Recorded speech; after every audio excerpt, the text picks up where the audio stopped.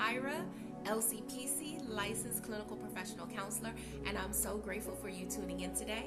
Your presence means so much, and I hope that what I share will offer something that is meaningful for you. I spend a lot of time trying to figure out, how do I begin opening up about my experiences? And honestly, I still don't have a clear picture of what perfection looks like.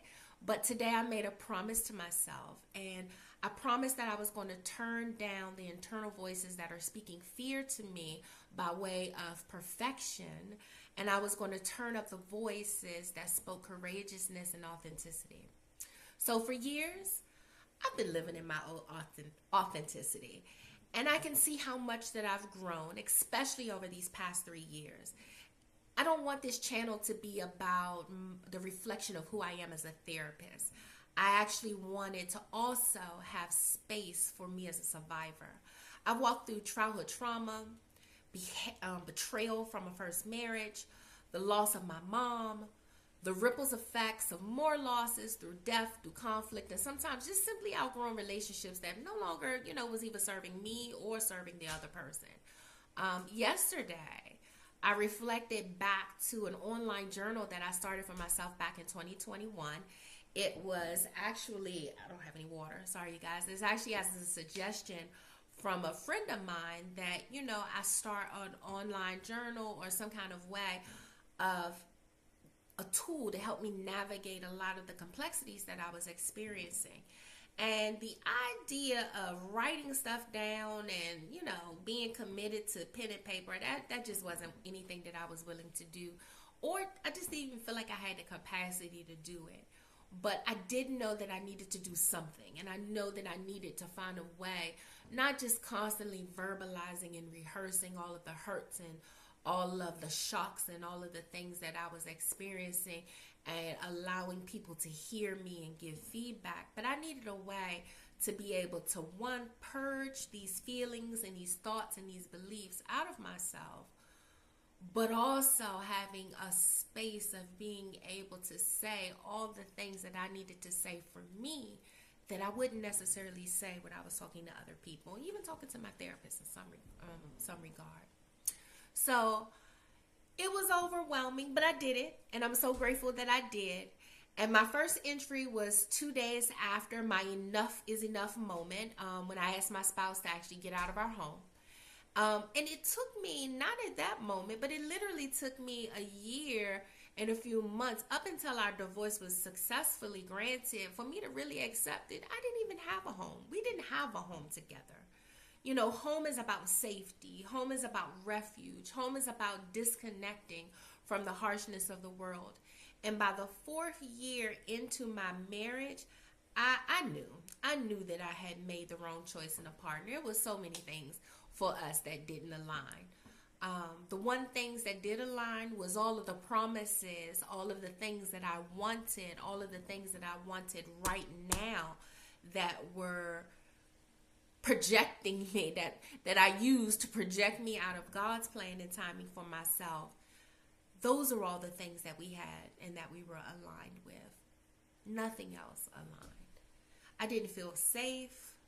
I didn't feel connected to him or our marriage. Even the life that we had described and was planning to have together, that even started to feel foreign to me. It just felt like I was living in an emotional war zone. And if you're wondering, how did you get there, Tyra? Long story short, I got there because I was evoking my plan. At age 40, I wanted to be married. I wanted to have children. And God was taking too long. So I decided, with my best thinking, that I was going to go out there and find this person. And, we was going to push through. And that God was going to bless it. Y'all pray for me, okay? I struggled for months, pleading, praying, and begging for reconciliation from him, for God, whoever would listen. But on September the 21st, 2021, I realized that I couldn't let any more parts of myself just die in order to save something that absolutely should never have been. The moment was painfully awful. But I also knew that I needed the champion for the little girl that was on the inside of me. the little girl that deserved fairness, the little girl that deserved respect, the little girl that deserved to have a voice, who kept hoping that one day that this will be the day that her prayers got answered. And on September the 21st, that was the day that the disrespect just became so loud, so undeniable, that I had to make a decision. And I chose me. And I had nothing left to give him, nothing left to give me. I was running on emotional, mental, physical, and spiritual fumes. But I pulled through and I gave it my all, and it was hard, and I did it. I chose me.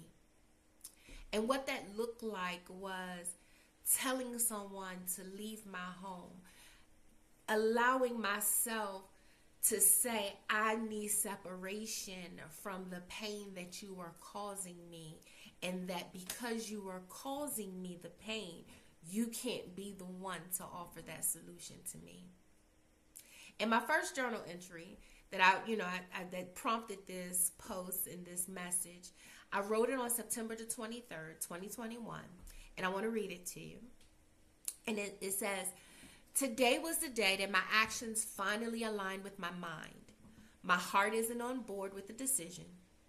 Today is the day that my mind said no more disrespect, no more lies, no more manipulation. Today is the day that I told him to follow behind his blonde lover. No more lies, no more manipulation. Today is the day my heart's shattered pieces scatter. Today is the day my hope of reconciliation starts to fade. Today is the day my heart watched the future she wanted and believed in start to fade away. Today is the day that my heart cried farewell to a love that was meant to be forever. Today is the day that my mind is at rest, but my heart is in total dismay. Today is the day that my heart beats slower, slower, and slower. Today is the day my heart cries out to you, Lord. Today is today. You know, the decision to choose myself was a turning point that actually brought me back to me. And even as I read that for you today, and even as I read it as a reflection on yesterday, I am so grateful that I no longer even remember the feelings that I was experiencing when I wrote that. But as I read those words and I know my heart, I know that I was in a lot of pain. But God. And I am so grateful that we have a but God that we can, call on in these particular times. And I don't even want you to think that my channel is a religious channel. Whatever you believe, it is welcomed here. But this is my journey, and God is my source. And that is the source that I relied on and trusted to help me with my process. It was the moment that I was able to declare that despite how much I love you, how much I'm willing to show up for you, not just in my marriage, in my friendships too, because I had to walk this concept out in so many different dimensions of my life. But it was a bold declaration that said, despite how much I love you and how much I love our connection, I also love me. And that was the beginning. And it was the beginning of me choosing me and returning back to myself, but this time returning back to myself, not just with a bunch of wounds, but returning back to myself with love.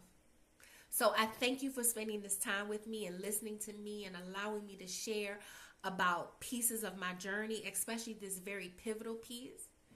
If my story resonated with you, and if you're walking through some of your own pains and you're walking through your own path of change and disconnection or discord, I invite you to join this community. This is a safe space.